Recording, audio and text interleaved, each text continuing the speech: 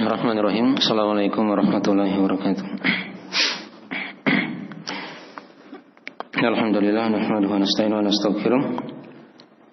Wa na'udzu billahi min shururi anfusina wa min sayyiati a'malina. May yahdihillahu fala mudilla lahu wa may yudlil fala hadiya lahu.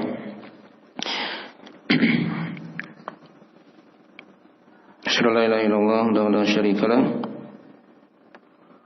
Wa asyhadu anna Muhammadan abduhu wa rasuluh sallallahu alaihi wa alihi washabihi wa man tabi'ahum bi ihsan ila yaumil din, amma ba'd.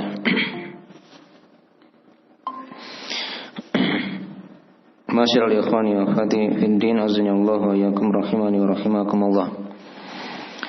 Pada malam ini kita akan lanjutkan dari pembahasan kita mengkaji kitab Fadlu al-Islam yang dikarang oleh Syekh Muhammad bin Abdul Wahhab An-Najdi rahimahullah ta'ala. Dan kita masih athar yang pertama dari athar Ubay bin Ka'ab. Atharnya agak panjang ya, sudah kita terangkan, sudah dibaca dari pembahasan sebelumnya dari athar ini. Hanya penjelasan dari athar ini belum selesai ya, kita bahas kemarin. Baik. Jadi sudah berlalu dari biografi ringkas Ubay bin Ka'ab, dari sahabat Al-Ansar, dari suku Al-Khazraj yang ada di Madinah. Dan juga sudah diterangkan dari faedah pokok athar ini di bagian yang pertama kemarin, dari keutamaan Islam. Ya, pada perkataan beliau, alaikum bis-sabili was sunnah fa innahu laysa min 'abdin 'ala sabilin wa sunnatin dzakara ar-rahmana fa fadat 'aynahu min khasyatillah fatamassahu an-nar. Kata beliau, wajib atas kalian berpegang teguh dengan jalan dan sunnah, karena sungguhnya tidak ada bagi hamba yang berpegang teguh dengan jalan dan sunnah ini kemudian dia mengingat Allah yang Maha Pengasih Ar-Rahman, kemudian bercucur air matanya karena takut kepada Allah, dia akan disentuh oleh api neraka. Jadi dia tidak akan disentuh oleh api neraka sepanjang dia punya dari berpegang teguh dengan jalan dan sunnah ini, yaitu Islam. Nah, tapi ini sudah diterangkan ya dari faedah pokok athar ini. Islam itu merupakan sebab yang menjaga seorang hamba dari siksaan api neraka. Ya, itu secara umum seperti itu ya. Karena siapa yang mencari selain Islam sebagai agama, maka dia tidak akan beruntung, tidak akan diterima agamanya, dan dia di akhirat akan menjadi orang-orang yang merugi. Nah, kekal dalam api neraka. Karena agama yang diterima oleh Allah, diridai oleh Allah, sudah kita bahas di ayat pertama, adalah Islam. Nah, itu ada banyak di bawahnya dari keharusan-keharusannya ya. Nah, dari pembahasan seputar ini ya. Baik. Dan sudah dibahas dari makna jalan di sini ya. Di sini jalan maksudnya jalan Islam. Ya, jalannya Rasulullah, jalannya agama Rasulullah sallallahu alaihi wasallam. Dan juga sudah kita bahas dari makna sunnah. Ya, secara bahasa dia bermakna jalan yang ditempuh. Adapun secara istilah dia kembali pada dua makna ya. Ada yang bermakna umum, ada yang bermakna apa? Khusus. Ya.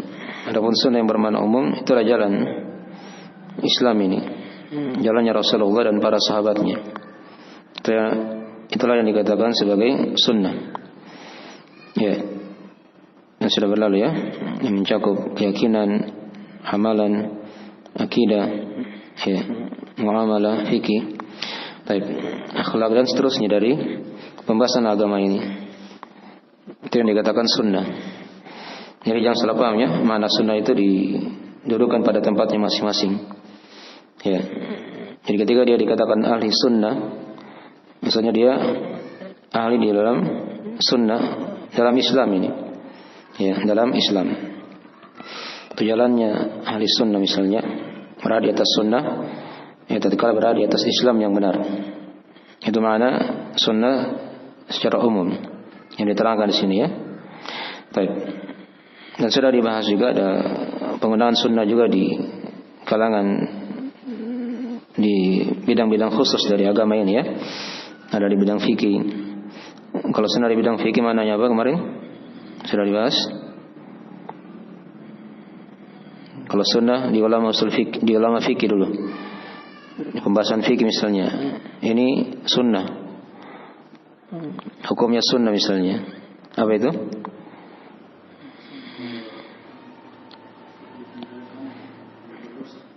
Ya, dia hukum di bawah wajib.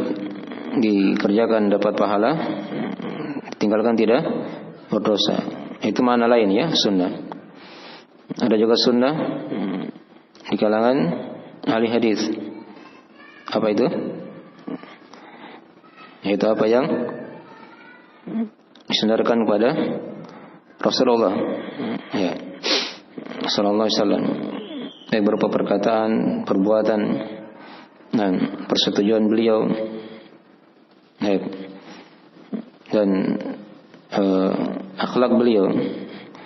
Ya, baik bentuk tubuh beliau ataupun yang kembali kepada perangai beliau sallallahu alaihi wasallam. Ada juga yang diterangkan sunnah di bidang usul fikih. Ya, kalau sunnah di bidang usul fikih maknanya apa? Apa yang datang dari Rasulullah selain Al-Quran. Itulah hadis Nabi sallallahu alaihi wasallam. Jadi sunnah kadang diartikan bermakna apa? Hadis. Ya, itu dipahami ya letak-letak penggunaan para ulama. Dia bicara di bidang apa begitu? Arah pembicaraannya di masalah apa? Itu dipahami ya mana sunnah di situ. Kalau ini sahabat Ubay bin Ka'ab mengatakan wajib berpegang teguh dengan jalan dan sunnah. Ini kan wajib kita berpegang dengan sunnah. Berarti dia bermakna sunnah secara apa? Umum. Yang sudah diterangkan tadi ya. Itu jalannya Rasulullah dan para sahabat serta yang mengikuti mereka dengan baik. Yang mencakup akidah, fikih, muamalah, dan seluruh dari perkara agama. Ya, itulah yang dikatakan sunnah. Sudah kita bawakan kemarin dari perkataan Imam Al-Barbahari rahimahullah taala dalam kitab beliau Syarhu As-Sunnah. Ya. Kata beliau, ketahuilah Islam itu adalah sunnah dan sunnah adalah Islam. Dan banyak dari para ulama kita mengarang buku-buku dengan nama As-Sunnah ini. Ya, seperti kitab As-Sunnah. Ya, ada beberapa ulama ya yang mengarangnya. Ada Usulus Sunnah karya Imam Ahmad misalnya. Ya, itu usul pembahasan agama. Ya, gitu ya. Dikatakan usul As-Sunnah. Baik. Itu bermakna umum semuanya. Baik. Dan kitab yang sudah diterangkan tadi itu Syarhus Sunnah, itu berisi kitab akidah, pokok-pokok keyakinan ahli sunnah wal jamaah yang dikarang oleh Imam Al-Barbahari rahimahullah ta'ala. Ya. Jadi dimalami ya dari mana-mana sunnah yang sudah diterangkan. Sekali lagi tadi dari perkataan Ubay bin Ka'ab di sini, itu sunnah bermakna apa? Umum atau khusus? Umum kan? Ya, bukan khusus ya. Kita ini tidak bicara masalah hadis atau usul fikih atau fikih kan? Kita berbicara masalah metode beragama dalam buku Fadlul Islam ini. Baik. Jelas ya? Jadi dari keutamaan Islam yang pertama. Nah, Islam dari sebab yang menjaga seorang hamba di atas atau menjaga seorang hamba dari siksaan api neraka. Baik. Kemudian kata beliau rahimahullah taala atau kata beliau radhiyallahu taala anhu dari lanjutan berkataan Ubay bin Ka'ab, "Wa laysa min 'abdin 'ala sabilin wa sunnah dzakara ar-rahmana faqsha'ara jilduhu min khasyatillah." Di sebagian cetakan yang lain min makhafatillah. Illa kana mithluhu kamathali syajaratin yabisa waraquha. Ya, yabisa waraquha. Fabaina hiya kadzalik id asabat harrihu fatahatat anha waraquha illa tahatat anhu dhunubuhu kama tahatta an hadhihi syajarati waraquha wa inna iktisadan fi sabilin wa sunnatin khairun min ijtihadin fi khilafi sabilin wa sunnah. Baik, kata beliau rahimahullah, atau kata beliau radhiyallahu ta'ala anhu, ini dari penjelasan potongan yang kedua dari pembahasan sebelumnya. Kata beliau, dan tidak ada bagi hamba itu yang berada di atas jalan dan sunnah, dia mengingat Allah yang Maha Pengasih Rahman, kemudian bergetarlah kulitnya karena takut kepada Allah juga.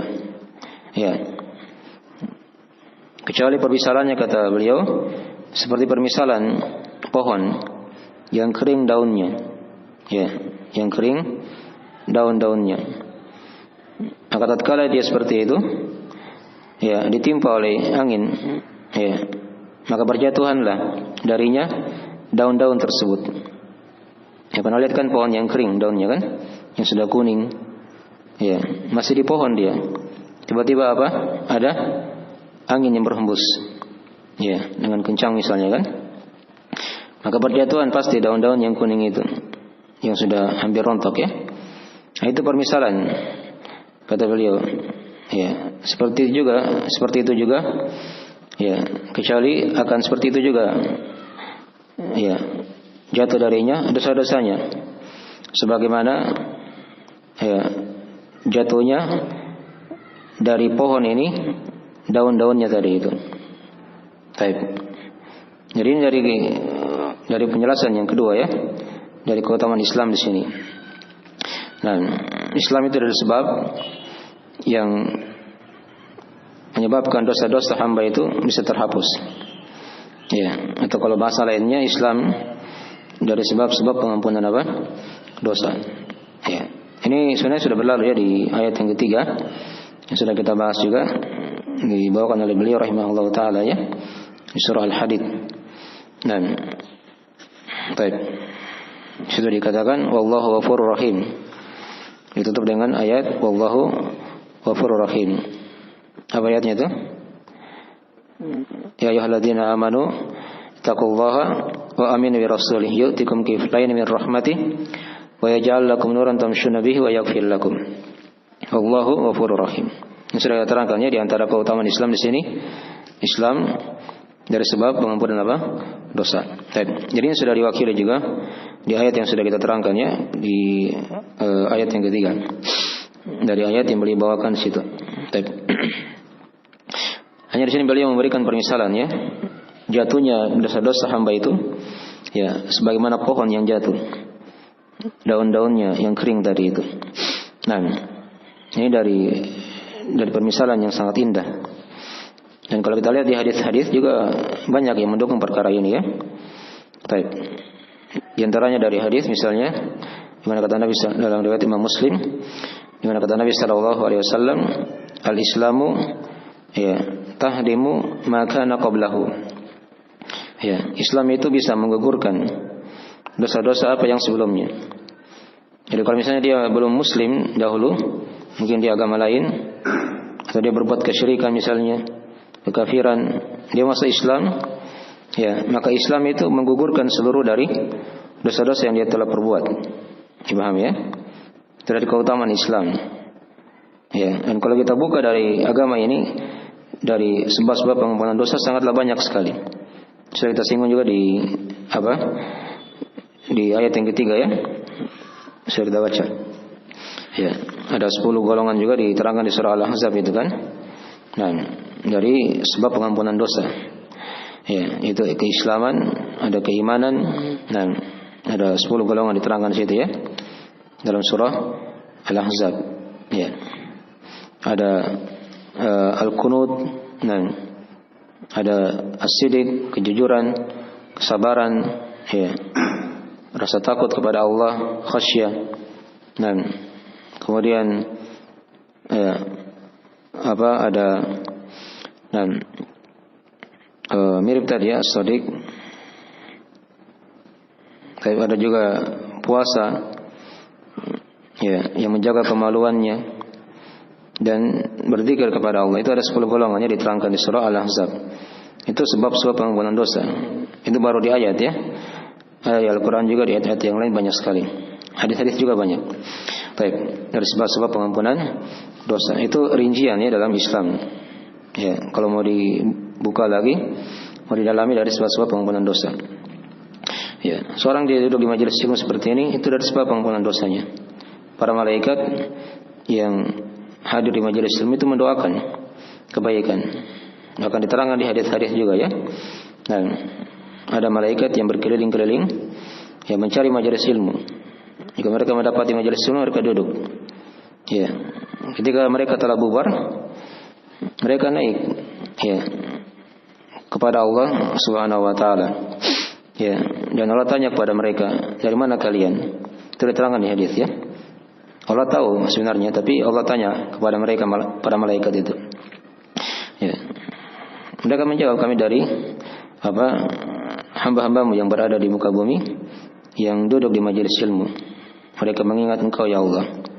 Ya, panjang hadisnya di situ, yang jelas akhirnya diterangkan kata Allah, ya, "Nah, aku telah mengampuni mereka."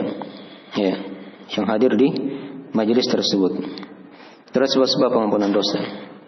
Dia pergi ke masjid misalnya, dia melangkah, itu kan dihitung semua langkah kakinya. Ya, kaki kanannya ini, kaki kirinya ini. Ya, diterangkan dalam hadis ya. Di salat 2 rakaat, ya, itu gugur semua dosa-dosanya. Dia berzikir setelah salat 5 waktu misalnya kan. Ya, itu sudah diterangkan ya. Walaupun sebanyak buih lautan, itu akan terhapus. Nah, itu baru hal-hal yang sunnah itu kalau mau diuraikan ya. Apalagi ada hal-hal yang wajib. Salat 5 waktu misalnya kan, sudah diterangkan tadi. Puasa, sedekah, bahkan haji juga seperti itu. Ada sebab-sebab yang menjadikan seorang hamba itu terhapus dosanya, selamat dari siksa api neraka. Baik. Bagian dari 2 keharusan ya. Kalau dia selamat dari siksa api neraka, itu pasti dosanya akan diampuni oleh Allah Subhanahu wa taala. Ini tidak bisa dilepas ya. 2 keutamaan Islam di sini itu tidak bisa terlepas. Ya, antara keselamatan seorang hamba dari siksa api neraka dengan terhapusnya dosa-dosanya. Baik. Ada juga hadis yang mirip dengan perkara ini kalau mau dibawakan, seperti kisah tentang hadis qudsi ya, diterangkan oleh Allah dalam hadis Nabi sallallahu alaihi wasallam. Ya, di mana kata Allah Subhanahu wa taala, "Ya bani Adam, ya, law ataitani bi qarabil ardi khataya, thumma laqitani la tusyriku bi syai'an, la ataituka bi qarabihal maghfirah." Ya, wahai anak Adam, andai kata engkau datang kepadaku dengan membawa sepenuh bumi, dosa semuanya. Dipaham ya? Jadi nanti Allah kabarkan seperti itu ya. Andai kata ada yang datang menghadap Allah sepenuh bumi, dia bawa dosa semua, isinya dosa sepenuh bumi ini. Maka kata Allah ya ketika itu, "Nah, tsumma laqitani la tusyriku bi syai'an." Kemudian kamu menjumpai aku dalam keadaan tidak berbuat kesyirikan sedikit pun kepadaku. Maka kata Allah, "La ataituka bi qarabihal maghfirah." Maka aku ya akan datangkan kepadamu sepenuh bumi itu juga pengampunan. Ya, jadi dibalas ketika dia tidak berbuat kesyirikan, dia punya tauhid. Ini juga ada sebab-sebab pengampunan dosa. Nah, dipahami ya? Ya. Dan juga di antara dari sebab yang mengampun dosa juga, yaitu seorang dia bersaksi akan la ilaha illallah. Nah, dijaga syahadatnya sampai di akhir hayatnya. Itu kan ada kisah ya dalam hadis kartu bitaqah itu yang masyhur ya dalam riwayat Ahmad dan selainnya. Ada orang nanti datang pada hari kiamat, dia datang dengan membawa 99 gulungan ya. Dosa semuanya. Ini ketika dibuka satu gulungan saja kata Nabi, itu sejauh mata memandang. Sejauh mata memandang. Ya. Ya bayangkan ya, dia punya 99 seperti itu. Coba antum pergi ke lautan ya. Antum melihat ya ujung pandangan antum yang paling jauh. Nah, itulah dari permisalan orang ini yang punya dosa. Isinya semua dosa. Ketika dibuka gulungannya, Dan dia punya seperti itu ada 99 gulungan. Ya. Tapi di sisi lain dia punya kebaikan. Ya, dia punya kebaikan yang tertulis dalam kartu yang kecil itu. Yang tertulis itu berisi apa? Syahadat la ilaha illallah Muhammad Rasulullah. Nah, ketika di timbangan Allah, ya, ternyata kartu ini berat, ya. Dan lembaran-lembaran dosa dari itu terhempas apa? Ke atas. Itu dari sebab juga ya. Seorang dia jaga tauhidnya, syahadatnya, ya, la ilaha illallah Muhammad Rasulullah, dari sebab-sebab yang sangat besar yang dengannya seorang hamba akan dijaga dari siksa api neraka dan diampuni dosa-dosanya. Yang jelas banyak sekali kalau kita uraikan ya. Dari sebab-sebab pengampunan dosa dalam agama kita ada hal yang wajib, ada hal yang sunnah. Baik. Di sini hanya kita singgung sedikit isyarat tadi ya dari pembahasan masalah itu. Baik. Jadi ini keutamaan yang kedua ya, dari keutamaan Islam. Jadi Islam dari sebab yang menggugurkan dosa-dosa. Dalam Islam tadi sudah disinggung banyak di situ dari berbagai macam amalan yang soleh yang dengannya bisa menggugurkan dosa-dosa baik yang wajib ataupun yang sunnah.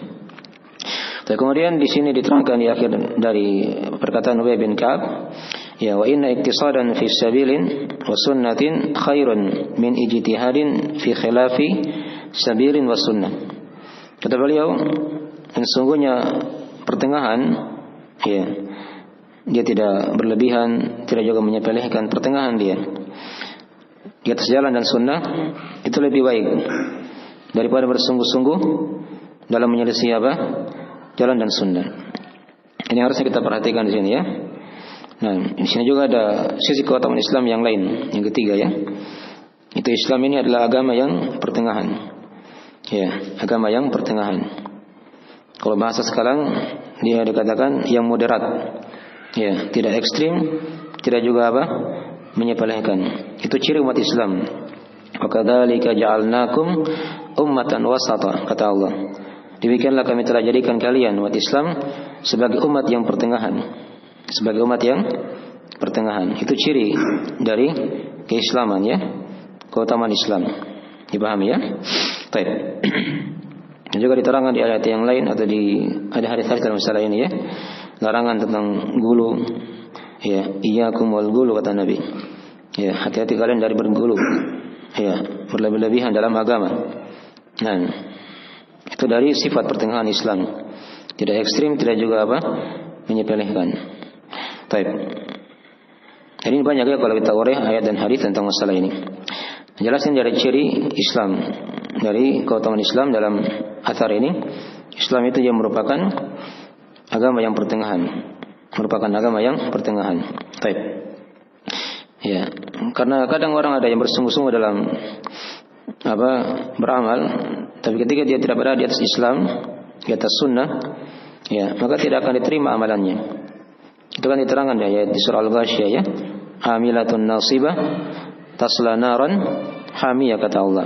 Ya, beramal capek tapi di akhirat masuk dalam neraka apa? Hamiyah. Ya. Ini ketika dia beramal tidak ada dasar amalannya begitu. Ya, beramal bid'ah misalnya. Kalau dia muslim tadi ya beramal amalan bid'ah walaupun dia bersungguh-sungguh. Ya, itu tidak ada manfaatnya. Beda dengan dia yang beramal di atas sunnah walaupun sedikit. Ya, tapi dia berada di atas jalan Islam yang benar. Ya, di atas sunnah Rasulullah SAW. Maka itu yang kadang berpahala lebih besar. Ya, berpahala apa? Lebih besar. Dipahami ya? Baik. Jadi diperhatikan di sini ya. Ya. Bukan dilihat kepada banyaknya amalan, tapi dilihat kepada apa? Baiknya amalan tersebut. Itu diterangkan dalam hadis. Ya, di mana ada diterangkan dalam ayat Al-Qur'an Al-Karim juga ya di surah Al-Mulk, di mana kata Allah Subhanahu wa taala, "Liyabluwakum ayyukum ahsanu amala." Itu kan diterangkan. Ya, Allah cipta kehidupan kematian ini untuk menguji kita. Menguji kalian, kata Allah.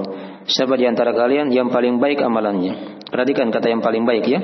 Bukan yang paling banyak. Ya, tapi yang paling baiknya.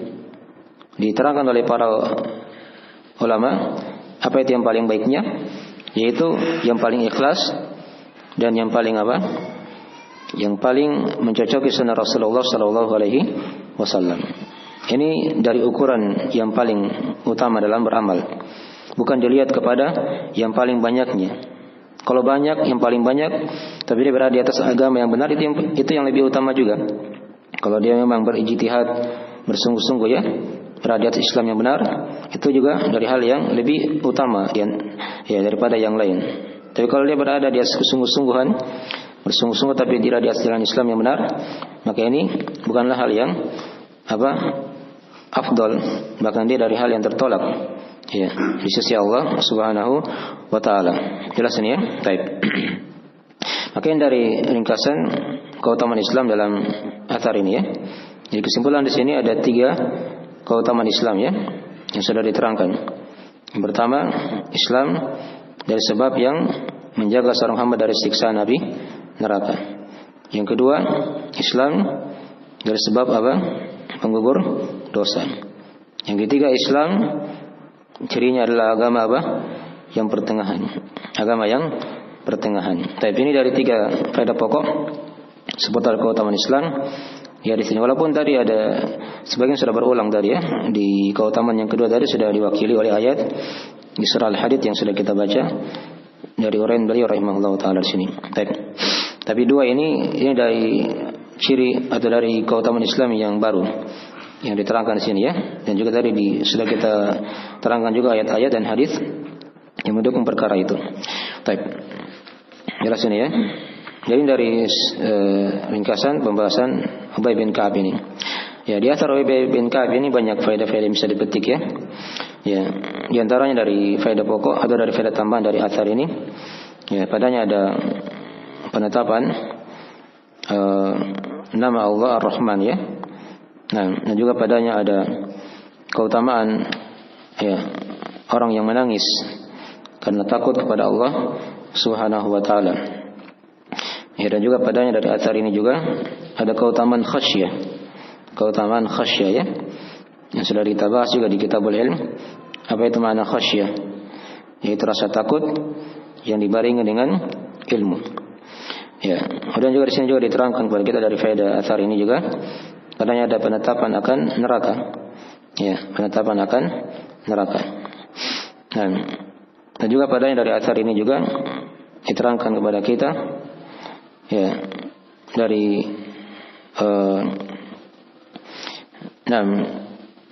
bolehnya memberikan perumpamaan atau perbandingan begitu ya, percontohan untuk mendekatkan pemahaman.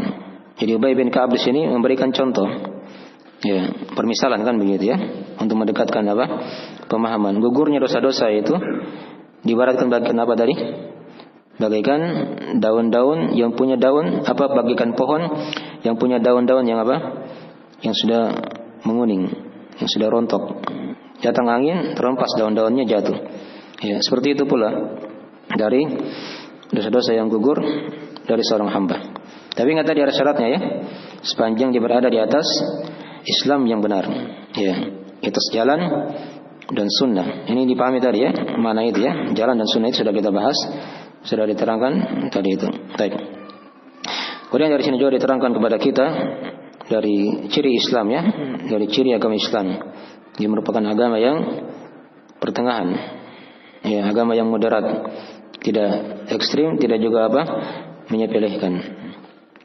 Ya, kemudian dari sini juga diterangkan kepada kita dari faedah asar ini juga ukuran amalan di sisi Allah diterima itu bukan karena banyaknya, bukan karena dia bersungguh-sungguh, tapi yang paling pokok dilihat kepada ya, kecocokan dia terhadap sunnah Rasulullah Sallallahu Alaihi Wasallam atau Islam yang benar. Dipahami ya?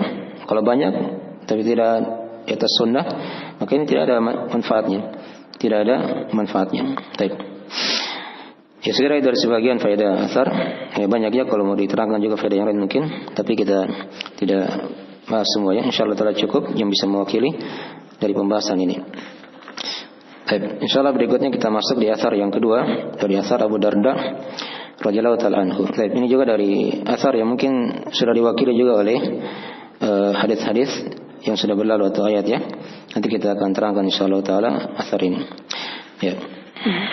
Dan nanti di akhir bab kita akan hitung ya semua dari keutamaan Islam yang sudah kita bahas ya. Mungkin bisa lebih 20 ya. Nanti kita akan uraikan. Antum juga nanti urut juga ya di rumah, dipilah-pilah begitu. Tiap ayat berapa keutamaan yang sudah kita bahas, tiap hadis dan asar. Ya, nanti kita tanya nanti insyaallah taala di pertemuan berikutnya. Ya, satu asar lagi kita akan selesaikan bab yang pertama. Baik, sekira cukup ya dari pembahasan kita di malam hari ini. Ya, mungkin ada tanya jawab ya. Waktunya sudah mulai masuk. Kita akhiri majelisnya. Jika ada kekurangan mohon dimaafkan. Subhanakallahumma wa bihamdik, asyhadu an la ilaha illa anta, astaghfiruka wa atubu ilaik. Wassalamualaikum warahmatullahi wabarakatuh.